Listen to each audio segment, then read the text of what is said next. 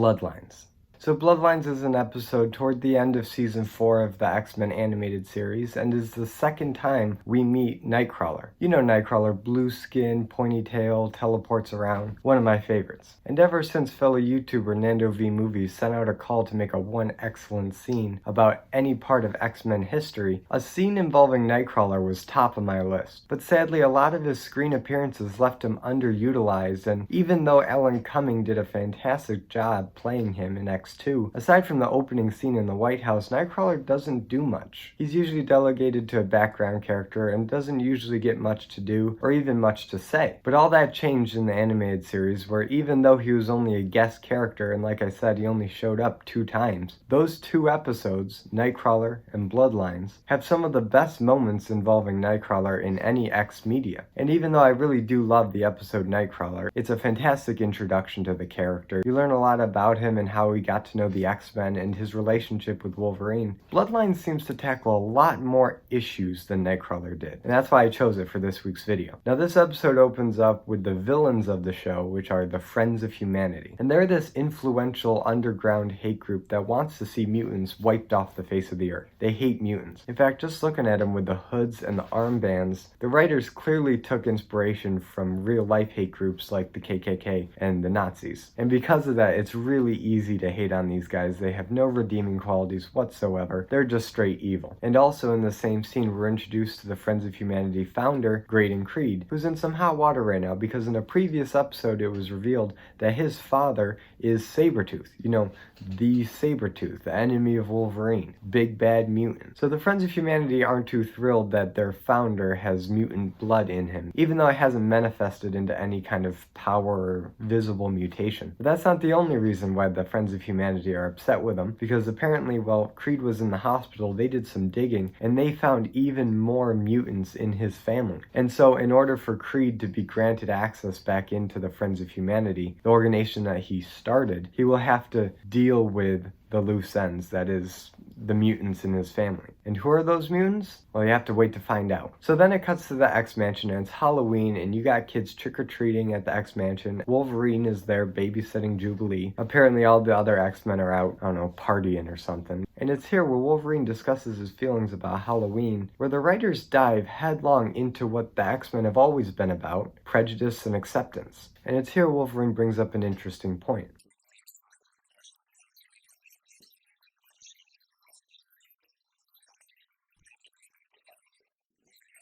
If it's acceptable to be a mutant on Halloween, why not the rest of the year? What has always kept the X-Men interesting was the struggle against prejudice and the calling to help and save humanity, a humanity that rejects them every day. And nowhere has that message rung more true than whenever Nightcrawler's on the scene. And right on cue, he shows up, he rings the doorbell, scares the snot out of Jubilee, and then introduces himself as Nightcrawler. He's here because he got a letter from somebody claiming to be his birth mother, whom he's never met, and requests him to go to this strange location alone. And everybody suspects a trap, so Wolverine, Rogue, and Jubilee pile into the X-Jet with Nightcrawler, and they go as backup. And when they get to where they're told to go, it's this secret underground bunker with a dam that looks an awful lot like Alkali Lake from X-Men 2, but it's actually the secret base of the Friends of Humanity, and surprise, it was a trap. But it wasn't only a trap for Nightcrawler, it was also a trap for Mystique.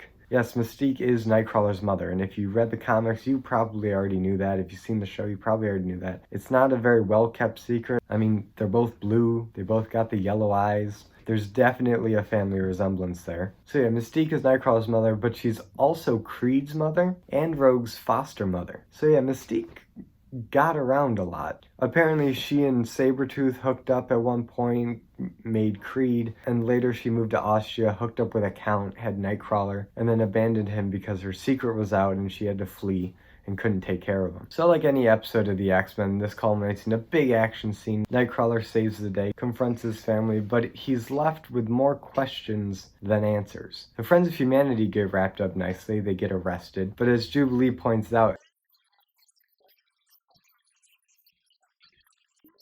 but then this episode ends on a surprisingly dark note, where the high officials, I guess, of the Friends of Humanity have scooped up Creed in this helicopter, and then kick him out of both the organization and the helicopter, he parachutes down to this cabin in Canada where he's confronted face to face with the one person that he omitted strangely from this whole scheme of getting his mutant family together and exterminating them, and that is Sabretooth. So he drops down, Sabretooth is there waiting, scoops him up, holds him up, he's got his claws out. Come to Papa.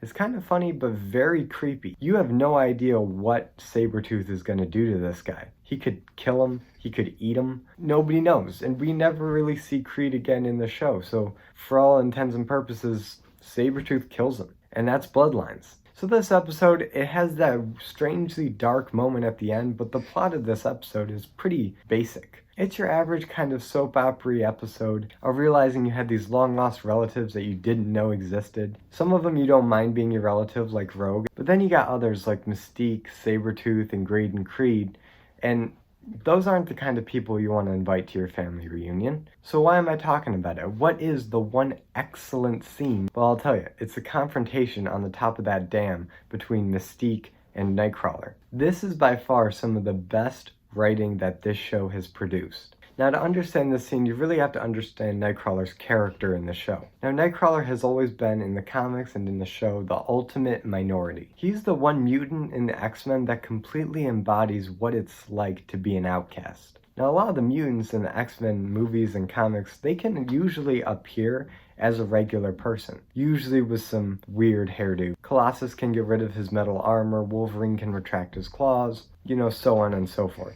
But with Nightcrawler, aside from the image inducer that he has in the comics, he can't do that. If he goes out in public, people immediately think he's a demon. I mean, look at him. The dude looks like a blue demon. And if you saw him on the street, you would be terrified. But here's what I love so much about the character of Nightcrawler, across all mediums. He looks the most like a villain, but he has the sweetest, gentlest, kindest, most forgiving heart of any of the X-Men. And that's what's so powerful about Nightcrawler in this show, is his faith. In his introductory episode, Nightcrawler, we see that he was raised by circus performers, then the people turned on him, and then he was forced to hide in a monastery for most of his adult life. And it was this experience of living in the monastery that gave Nightcrawler such a strong Christian faith. And I know that in the comics it's very clearly Catholic, but in the show it's kind of ambiguous. They leave it kind of vague, and I like that. As a Christian myself, I believe that the things you do and the way you carry yourself speak more volumes about your faith than slapping a label on it and saying, I'm Catholic or I'm Protestant. And with Nightcrawler, this is 100% the case. There is no mistaking that this dude has a tremendous faith in God, but he doesn't rub people's noses in it. He tries to use it to help people through difficult situations. In the episode Nightcrawler, he uses his faith to help Wolverine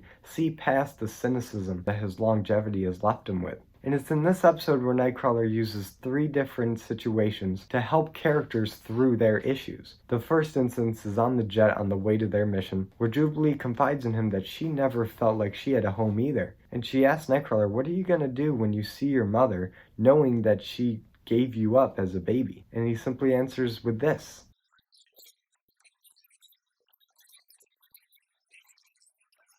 And that not only shows where Nightcrawler's coming from, but it may have actually helped Jubilee get over some of her issues with her family. It's a start at least. Now the second instance of this doesn't go nearly as well. It's when Nightcrawler confronts Graydon Creed.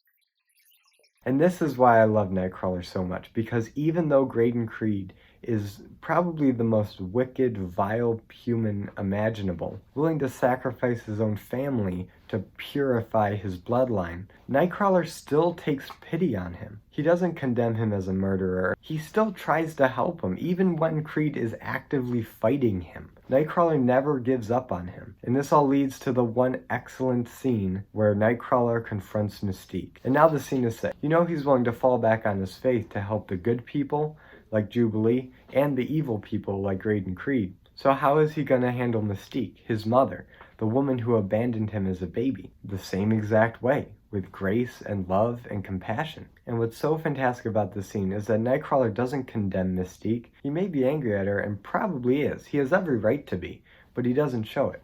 Instead, he just asks questions. He wants to know what happened that night. And so Mystique goes into the backstory. She explains how she was undercover in Austria, her secret was revealed, and she threw him down a waterfall. And when Mystique tells this story, she tells it in a way that makes her seem like such a monster. And she has no grace for herself. She tells it so that Nightcrawler will hate her. Because in her mind, that'll be easier. If Nightcrawler hates her, then they can just part ways, never speak again. I don't believe there is any space for hate in Nightcrawler's heart.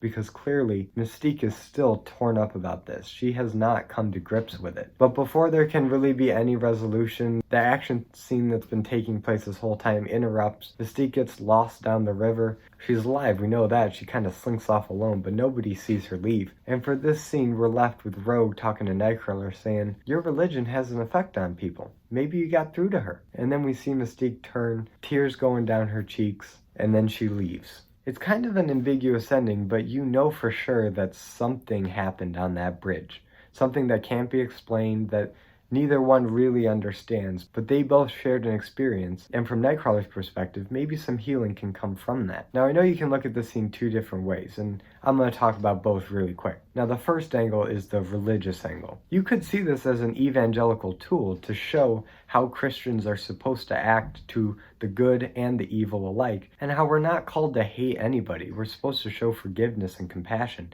And if we can't find it within ourselves to forgive somebody, then we're supposed to call on God and use His power to help us forgive them. And it's so refreshing to see a character like Nightcrawler have such a strong faith, and to use that faith in a way that helps people, instead of the bigoted, hateful stereotype that Hollywood loves to portray in media. But the other way to look at this is from the X-Men perspective. Now, the X-Men have always represented marginalized groups in the fight against persecution. And in the 60s, when the X-Men were first created, it was definitely a thinly veiled allegory for the civil rights movement at the time, where Charles Xavier represents the more peaceful work within the system method of Martin Luther King, and where Magneto represents the more violent, more screw the system mentality of Malcolm X and the Black Panthers. And while the metaphors have kind of moved around over time, and it's not a perfect fit, the message as I see it has always been to show love to those who persecute you, and to work together for a peaceful reconciliation between the groups. And I think of all the X-Men, it's Nightcrawler who understands Xavier's mission the best. And that's why when Nightcrawler confronted Mystique in Bloodlines, that was one excellent scene.